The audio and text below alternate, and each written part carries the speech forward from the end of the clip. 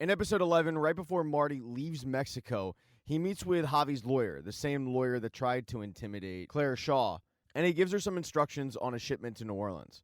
He then gets approached by Camilla. She has a request before he leaves. She wants to see Omar. He tells her that's going to be really difficult, but she says, well, not impossible, and you have your political connections, so try to work them for me. He doesn't really have a choice but to agree. She walks away, but she walks up to Javi's lawyer and says something. Now, it's out of earshot, and Marty can't see it, but he does think that's weird. A few hours later, Marty arrives back at home. He sits down for a dinner with both Charlotte and Wendy, but no Jonah. Jonah's still too upset to come by the house. They then start to ask Marty how was it down in Mexico, and he explains that he spent most of the time looking at everybody's books. It's kind of boring. He never once brings up the murder. Charlotte then switches the conversation because Ruth called her, telling her that she's had a change of heart. She wants a meeting at the casino the next morning. Wendy has no interest in meeting with Ruth, but Charlotte tells her, she said you'd both want to be there? It's about the foundation. Wendy decides to go along with this meeting because she met with Schaefer and that didn't go well.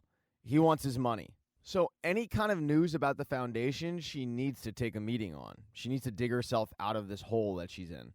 But she also got some very interesting news from Schaefer in this meeting. He told her that getting Omar off that list is becoming difficult because somebody in Mexico is lobbying to keep him on it. So at dinner, she asked Marty, did you hear any rumblings about that when you were down there? And that's when he realizes that it was right in front of his face the whole time. He just didn't realize it. It was Camilla. She was the only person that he told about the SDN list. She's close with Javi's lawyer. It's been her the entire time. Marty gets really upset when he realizes that he killed an innocent man. Because it also must have been Camilla who ordered the hit on her brother. She said it herself. She grew up in this lifestyle. She lost a father, she lost a husband, now she's lost a son. But if she can get revenge on the man who killed her son, i.e. Omar, she's going to do that. Marty is shell-shocked that he didn't see this before. Wendy tries to make him feel better, telling him that it wasn't him. He didn't do it. It wasn't intentional. And that their focus right now should be getting the funding for the foundation and getting Navarro off that list. Just moving forward. Marty heads to bed, and since Jonah didn't show up at dinner, the next day he heads to the Lazy O to check in on him. He doesn't find Jonah in his room because Jonah was hanging out with Nathan. Just like Wendy predicted, the Nathan that Jonah is seeing is completely different from the Nathan that she grew up with. Marty really just wanted to check up on his kid and tell him that he loved him and he missed him. And Jonah does miss Marty, but he also doesn't want to be anywhere near his mother. He then has to head off to the meeting with Ruth at the casino. He's there and Wendy's there, but there's no Ruth. She's running late. And then she walks in with Rachel. Ruth was able to track down Rachel in Miami, working as an interior decorator. And when she walks in the door, it's really surprising to the birds. Marty starts to catch up with her, see how she's doing, but Wendy speeds the meeting along. Ruth tells both of them, I want to buy you out of this place. I want the bell. To which Wendy starts laughing because she knows that they're not going to put Ruth on the license. The Gaming Commission won't allow it. She has a record. And that's exactly why Ruth went and found Rachel. Rachel doesn't have a record. So Ruth's plan is to buy the birds out, take over the casino, put everything in Rachel's name, but she'll actually be running it. It's a great deal for Rachel because she doesn't have to do anything. And with the birds trying to leave town, it'll give Ruth a purpose. While Wendy has no interest in selling the bell, Marty takes a more level-headed approach, explaining to Ruth that they're not going to sell their entire share, especially with what they do there. What they could offer is selling 10%, her name doesn't go on the license, and all of it is under the table. Ruth shakes her head, saying no chance, and her counter is 85%. She'll run in the day-to-day, and Rachel's name is on everything. Wendy turns her attention to Rachel and says, what did she tell you to go along with this scheme? Because I'm willing to bet that Ruth left a few things out. Like, did she tell you that the money came from selling Darlene's heroin? And in fact, yes, she did tell Rachel that, but she also told Rachel that she's done with that lifestyle now. She wants to become more legitimate, which is why she's approaching the birds about buying the bell. Wendy asks her, did she tell you that she killed a man who was running a cartel and that there's a chance they might be after her? That part Ruth left out. Wendy tells Rachel that this whole thing isn't about business. It's simply punishment. Ruth is trying to get revenge for what happened to Wyatt and for what happened to Ben. And there's no deal that's going to go down. The birds walk away, and Marty can't believe that Wendy wouldn't even consider it. Schaefer's people want their money. Well, this is a chance to get them their money. And Marty thinks he can talk her down to 25%, and they still continue to be in control. But Wendy is not about to give her casino up to Ruth Langmore. She also thinks that she can get Claire Shaw back. There's one chip she hasn't played, and that's the fact that Claire promised Javi's mother stock in the company. Marty tries to remind his wife that Javi's mother just tried to kill Omar, and that once he finds out, she's not going to be around to collect those stock options. But Wendy tells Marty we can turn her into Omar whenever we want. And Marty thinks that is way too risky. But Wendy seems to be calling the shots in this. They then head their separate ways. There was also a contentious conversation between Ruth and Rachel when they got out, because what Wendy said is true. Rachel didn't know most of that. After a little bit of back and forth, Rachel just tells Ruth, I can't do this, and walks off. Ruth heads home, frustrated, where she's greeted by Mel Saddam. She definitely doesn't want to talk to him, but she is willing to give him 5 minutes after he tells her that it's about Ben. Mel shows Ruth all of the evidence he's been able to collect, all of the photos from different security camera footage that shows Wendy with Ben. He came to Ruth because he knows that Ruth and the birds have been close, and he thinks that maybe Ruth might know something, and she's just trying to cover for the birds. While Mel couldn't be more wrong about this, Ruth also keeps her mouth shut, just saying she doesn't know anything. All she knows is one day Ben picked up her calls, and the next day he didn't. There's then a knock at the door, and it's Jonah Bird, which ends the conversation between Ruth and Mel. Mel takes off, and Jonah asks Ruth, did you tell him anything? And she says no. And Jonah says, well, just don't say anything to my grandpa. It'd kill him. Back over at the Bird residence, Marty and Wendy are kind of just lounging, enjoying some wine, when Marty gets a phone call from Agent Clay. Omar has woken up, and he wants to see Marty. But she then asks him, how did Omar's lieutenants handle it when you came down there and started pushing them around? And Marty tells her they handled it well. So she proposes the idea that if Omar doesn't make a full recovery, maybe they just make Marty, being the head of the cartel, a permanent position. Marty tells her that Omar will make a full recovery, and he quickly gets off the phone. Marty turns to Wendy and gives her the update, but also says, we have to tell him about Camilla. And Wendy is totally against that.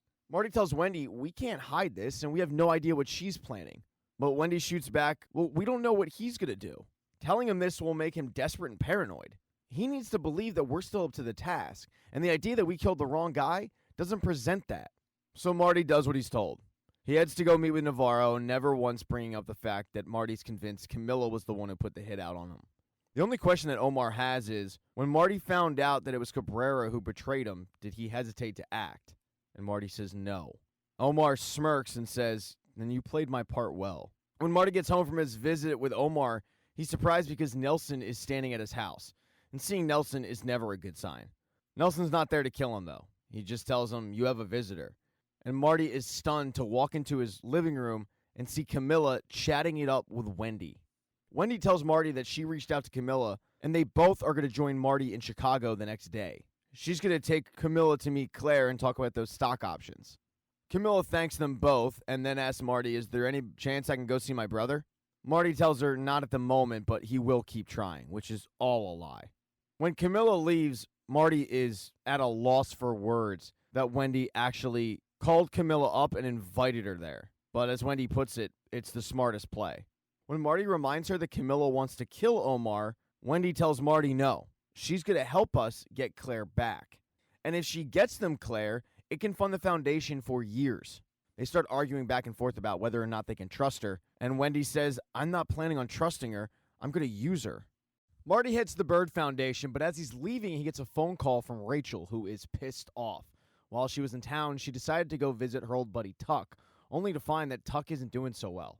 He's fine health-wise, but he's out of a job. The new owner of the Blue Cat lost a lot of business when the casino opened, and he stopped scheduling Tuck. When she asked Tuck if he reached out to Marty, he said, no, I don't want to bother him. But her and Marty had an agreement when she left town that Marty would look after Tuck, and he didn't hold his end of the agreement. And the fact that Tuck is just sitting at home doing nothing really infuriates Rachel. So she calls Marty up, yells at him, saying that he's selfish, and then hangs up on him when he tries to apologize. After getting yelled at by Rachel, he then has the privilege of getting yelled at by Agent Clay. Because that shipment that Marty okayed down in Mexico was supposed to be seized by the U.S. government. But when they went to go do it, it was empty. Clay is pissed off because it looks like she's got egg on her face. The FBI was planning on getting a big seizure, and they came up short. While Marty knows he got screwed, he saves face by telling her that it was all planned. He made the call, and this was nothing more than him trying to curry favor with the members of the cartel. In reality, though, he knows he got screwed over, and he figures that it must have been Camilla because he saw Camilla talking to the lawyer. While Marty was realizing just how much of a snake Camilla is, Wendy was trying to set up a meeting with Camilla and Claire. Claire isn't returning her phone calls, so Wendy has to go find her outside of Shaw Medical walking in. Claire explains, "We're not in business anymore." And Wendy laughs and says, "We're not, but you and Javi are. You promised his mother stock options, and this is the sister of a drug cartel leader. Do you really want to not do that meeting?" It scares Claire enough to schedule it for 1 p.m. She hands over the stock option agreement, but to her surprise, Camilla says, "What about our other deal? The one my son offered you?" Wendy cuts in and says, "That was in addition to a $150 million donation for the Bird Foundation." And Camilla says, "Yeah, of course." Claire tries to walk it back, saying there was no paperwork, but it really doesn't take much to intimidate her and make her cave on this. When Wendy and Camilla walk out of there, Claire Shaw is back in business with the Navarro cartel and the Bird Foundation. Wendy and Marty then link up, and as Camilla is getting coffee, Marty fills Wendy in on the seizure. He tells her, "We got to get Camilla out of the picture." And when Wendy tells him it's complicated, he says, "No, it's not complicated at all. We tell Navarro the truth, he takes care of the rest." That's when Wendy tells Marty that she promised Camilla she would take her to see him. And Marty cannot believe that his wife is this stupid. Camilla is to go visit her brother the next day, and the Birds head back to the Ozarks. But down in the Ozarks, they have issues. After what happened with Tuck, Rachel gets so infuriated that she goes back to Ruth and says, "Deal's back on." They start chit-chatting a little bit, and that's when Rachel realizes they might not even need the Birds. Because Wyatt married Darlene, and Ruth was Wyatt's caretaker. Darlene having a large stake in the casino, that might be Ruth's. They go and talk to a lawyer, and the lawyer confirms it, but there is an issue. Getting Ruth's name on that casino license is not going to be easy. They need a friend in a high place. They go and talk to Jonah and ask him if he knows who his parents were talking to when they tried to lobby for the casino. And he tells them about Charles Wilkes. He's able to get them a meeting using the name Mike Fleming. When they arrive at first, Wilkes brushes them aside, but after he hears that Ruth is poised to become the largest landowner in the Ozarks, and possibly the largest stake of the Missouri Belle, he ends up letting them in. But that's only the first issue the Birds have when they arrive home. They're greeted by Mel Saddam and Nathan. Mel presents all of the evidence showing that Wendy was lying. But instead of talking to Mel, she asks to talk to her father alone. Nathan now believes that his daughter was lying the entire time and his son isn't missing. Wendy doesn't discourage that line of thinking, just saying that she was protecting Ben. When Nathan tells her that Mel was able to figure out that she left Ben in a diner in Kentucky, Wendy lies some more, saying that they got in a fight, he told her to leave, and she waited on the side of the road for hours waiting for him to call, but he never did. At the end of the day, she doesn't think he wants to be found. Nathan and Wendy get into a huge fight, with Nathan feeling like everything that's happened to Ben is Wendy's fault. Nathan is so mad when he gets back to the Lazy O that he tells his girlfriend he wants to pray alone, and then he just starts hitting the bottle hard. But as Nathan and Wendy were talking, outside, Marty and Charlotte are chatting it up about Chicago, but that leads into a conversation about the relationship between Wendy and Marty, because it's not great at the moment. Marty admits to Charlotte that he doesn't mind allowing Wendy to be in the driver's seat, but at the moment, he feels like she's steering them right off a cliff. He also feels like he can't win no matter what he does. He's got a lot of anger inside him, and it's boiling up. The next day, the Birds escort Camilla to go visit Omar. You would never know between the two interacting that Camilla was the one who put the hit on Omar. As the two are talking, Wendy steps in and says, "Hey, Omar, what would you think about Camilla taking Marty's place as your emissary in Mexico? The thing is, we need Marty here to help you get off the SDN list. Camilla knows the business. She can travel freely. It just makes sense." None of this, by the way, was run by Marty at all. And to Marty's dismay, Omar ends up agreeing to it. When they get out of there, they hit bad traffic. Marty is frustrated. And quite frankly, he doesn't want to listen to any explanation that Wendy has to give him. Wendy starts describing why this move works, and Marty keeps turning up the radio. But the more that Wendy talks, the more he's getting frustrated. On top of it, he's got a driver behind him who's honking, and he has nowhere to go. There's road construction. There's a car in front of him. He can't turn. So finally, he gets out of his car and demands the other guy get out. This leads to a full-on brawl between Marty, Wendy, and this random driver. While Marty was fighting with Wendy, he didn't take kindly to the fact that the guy called Wendy a bitch. Marty absolutely snaps on this guy, punching him in the face repeatedly until finally he just walks off.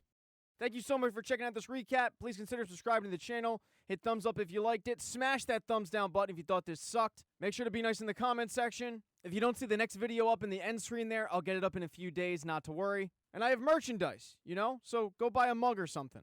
It's never too early to think about Christmas gifts, folks. Once again, thank you for checking out this recap.